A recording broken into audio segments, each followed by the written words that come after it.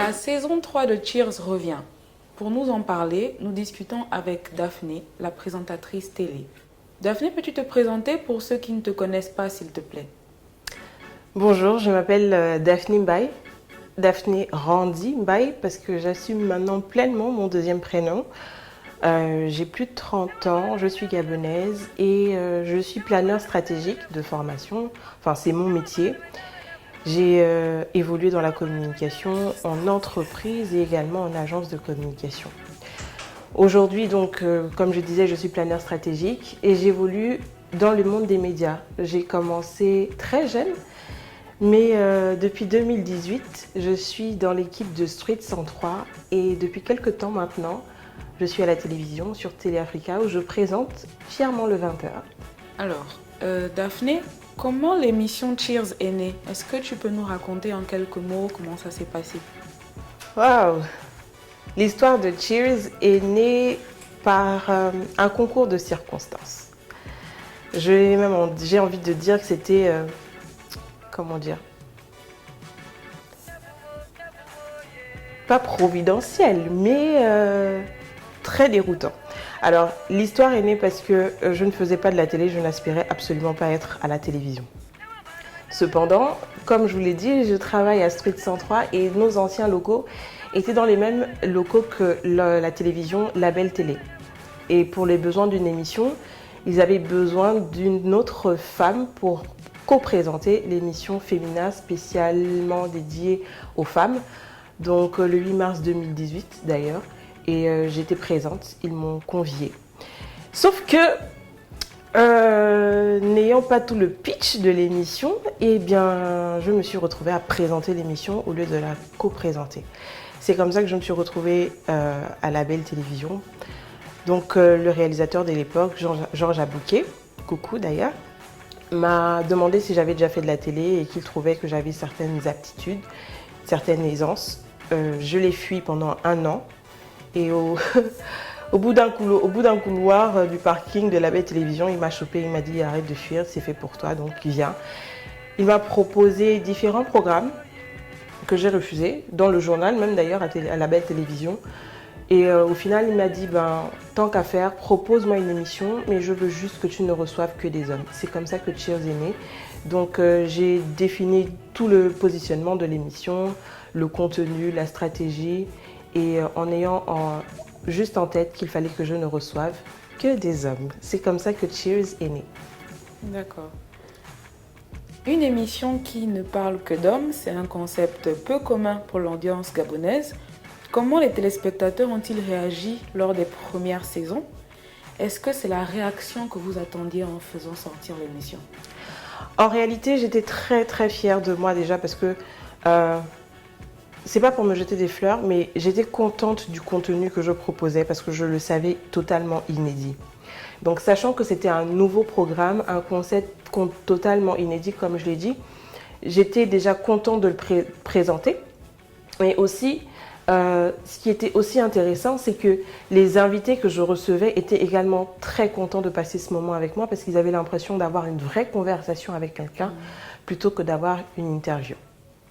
Maintenant, le retour que j'ai eu, c'est que effectivement, je ne pense qu'on n'aurait pas eu une saison 2 parce que si l'émission n'était pas bonne, mon directeur de production de l'époque, directeur d'antenne de la Belle Télévision, n'aurait pas demandé à ce qu'on la renouvelle. Alors, Daphné, comment se passe généralement la préparation d'une émission Cheers, du choix de l'invité aux premières minutes d'enregistrement de l'émission? L'émission Cheers repose sur moi uniquement, que ça passe de la pré-prod, j'ai envie de dire, parce que tout ce qui est en charge de la programmation, c'est moi.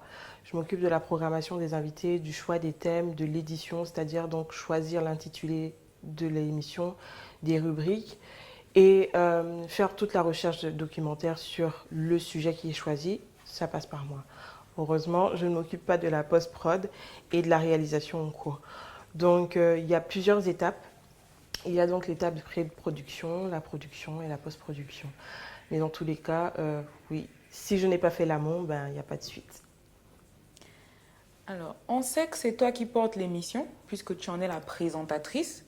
Mais on aimerait savoir, es-tu seule dans cette aventure? Sinon, qui compose la team derrière Cheers et qui sont vos partenaires à l'extérieur? Oui, pour cette troisième saison, parce que je suis maintenant en autoproduction, je découvre ce que c'est et je me rends compte que effectivement, tout contenu, toute production audiovisuelle a un coût et ça coûte extrêmement cher. Donc c'est justement l'occasion de remercier tous les partenaires qui m'accompagnent sur cette troisième saison parce que je crois en cette émission. D'emblée, la chaîne, le diffuseur Télé Africa, sans qui ça ne pourrait se faire, qui est également en charge de la production et de la post-production. Donc big up à tout le monde, à Télé Africa. Ensuite, j'ai de jeunes Gabonais qui m'accompagnent et ils ont cru en mon projet. Je suis contente de travailler avec eux. Il y a des stylistes. Il y a une styliste qui s'occupe de spécialement l'émission, Nancy Toutoum, qui a créé sa marque de communication, non, qui a créé sa marque de vêtements, de prêt-à-porter. Il y a aussi une jeune maquilleuse. Elle s'appelle Léandra. Elle fait tout type de maquillage et c'est juste exceptionnel. Après, il y a effectivement ce qui nous ont rejoint cette année. Je cite G16. Ils nous ont offert le mobilier pour pouvoir réaliser cette émission. Donc, merci beaucoup aux responsables en fait, de G16 et surtout du showroom du Wood Hub. Voilà. Alors, lors de la saison précédente, nous avons eu droit à des profils d'invités très variés. De la politique à la radio, en passant par la religion et le showbiz, tous les secteurs étaient plus ou moins représentés. Peux-tu nous en dire plus sur le casting de cette saison, la saison 3? La saison 3 aura des profils totalement différents. Alors ça va passer par des personnes très populaires qu'on aime beaucoup, d'autres qu'on n'aime pas beaucoup, c'est volontaire. Il y aura des personnes aussi très connues et peu connues parce que l'idée justement c'est de donner la parole aux hommes. Comme je le dis souvent, ce monde a été créé par les hommes et régi pour les hommes, mais il y a des femmes aujourd'hui qui prennent de plus en plus d'espace, qui occupent la scène sociale, familiale, politique, économique. Et il est important, si on veut évoluer ensemble de manière égalitaire dans ce monde, d'avoir le point de vue des hommes sur tous les sujets qui nous concernent en réalité. Donc, à nouveau, il va encore avoir des hommes de la religion, de la politique, du monde médical, des professions libérales, jeunes, moins jeunes, expérimentés ou non. L'avis de tout le monde compte. Alors, combien de temps avez-vous pris pour préparer cette nouvelle saison et pourquoi avoir pris autant de temps? Comme je l'ai dit en amont, je suis passée maintenant, pour une partie, derrière la caméra. Produire une émission de télé, ça demande du temps, ça demande de l'argent, ce que je n'ai pas nécessairement. Ensuite, ça a mis du temps parce qu'il a fallu repenser le programme et trouver de nouveaux partenaires, tout simplement. D'accord. Le fait que tu aies appelé l'émission Cheers, c'est très original, mais dis-nous, qu'est-ce qu'il y a réellement dans ton verre et qu'est-ce que boivent généralement tes invités? Alors, dans mon verre, je ne vais pas vous mentir, les deux premières émissions de la saison 1, c'était comme on dit des mocktails, donc il n'y avait pas d'alcool dedans. On est tous adultes, majeurs et vaccinés, mais dans tous les cas, l'abus d'alcool est dangereux pour la santé, donc je vous invite à consommer avec modération. Je ne vais pas sauter la marque, mais c'est du gin avec plein d'autres trucs dedans. Donc, cheers, c'est fait pour en fait, donc on boit. L'idée justement, c'était d'inviter mes invités à avoir une conversation, qu'ils sortent de l'esprit interview très protocolaire ou très formel. Donc le fait de boire un verre, de discuter, ça devient un échange, une conversation où on débat, où on est d'accord, où on n'est pas d'accord, on trinque. Alors, durant les 2 dernières saisons, quel est l'invité qui t'a le plus marqué? Durant les 2 dernières saisons, quels sont les invités qui m'ont le plus marqué? Alors, je vais citer 2 personnes en particulier parce que ce sont des personnes qui sont maintenant plus ou moins au quotidien dans ma vie. Il y a l'évêque Michel Ambourouet, qui est devenu mon coach spirituel, si je peux le dire comme ça. J'adore l'embêter et c'est quelqu'un qui sait m'écouter et qui... bref, je vais m'arrêter là. Et ensuite, il y a Sirocos. Sirocos qui est devenu un ami. C'est vrai que ça fait longtemps qu'on ne s'est pas vu, mais j'ai découvert une personne très intelligente, très paiement. Et, euh, et voilà, moi j'aime les gens intelligents. Mais dans tous les cas, j'ai adoré avoir ces conversations avec tous ces hommes parce que j'ai appris beaucoup de choses sur eux, sur leur état d'esprit et sur le quotidien d'un homme et spécifiquement d'un homme gabonais vivant au Gabon en 2022.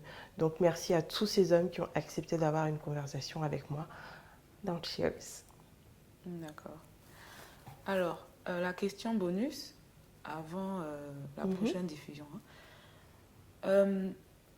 Tu rencontres des hommes au quotidien dans ton émission. Est-ce que tu peux dire que durant ces 2 dernières saisons, la vision que tu avais des hommes a changé? La vision que tu avais de l'homme gabonais a changé? Ma vision de l'homme gabonais en réalité n'a pas vraiment changé. Cependant, il n'y a que des hommes là derrière. Cependant, j'ai juste pris conscience que en réalité, les hommes supportent beaucoup de pression. Ils ne communiquent pas beaucoup avec leurs partenaires féminins, avec leur épouse, leur sœur, avec leur maman, parce qu'on leur a appris tout simplement que un homme, ça pleure pas, un homme, ce n'est pas faible. Mais en réalité, ce sont des êtres humains, ils ont leurs faiblesses, ils ont leurs forces. Et justement, on doit les guider et ils doivent apprendre à communiquer, à s'ouvrir. Donc, les hommes ont beaucoup, beaucoup de pression. Je ne dirais pas qu'il faut maintenant être tolérant avec eux et qu'il faut tout supporter et qu'il faut tout tolérer. Mais c'est juste qu'on demande beaucoup aux hommes aussi en réalité d'être... Et des fois même, ils ne savent même pas comment faire. On leur demande d'être de bons pères, de bons partenaires sexuels, de bons chefs de famille, de bons chefs d'entreprise. Et dans tout ça, parfois on leur envoie juste, bah, tu es l'homme, donc tu dois supporter. Mais en fait, non, on doit les accompagner. Et ils doivent aussi nous accompagner. Dernière question. Alors, merci. On se dit à quand pour la prochaine diffusion de Cheers? La date, l'heure, le jour. On croise tous les doigts, bientôt. Non, je précise que on fait tout pour qu'elle soit disponible fin février sur les antennes de Télé Africa. Donc, tenez-vous prêts, ça va être très très bien. Parce que j'ai une équipe qui m'accompagne à Télé Africa. Ils sont juste géniaux. Ils ont découvert une nouvelle folle. Je vais assumer, oui. Chiante attitude, mais dans tous les cas, c'est avec grand plaisir que je collabore avec eux, que je me tiens à leur disposition. Et donc, très bientôt sur Télé Africa en février 2022. Merci. Merci Daphné pour tes réponses. On a hâte de regarder la prochaine émission. À bientôt. À bientôt.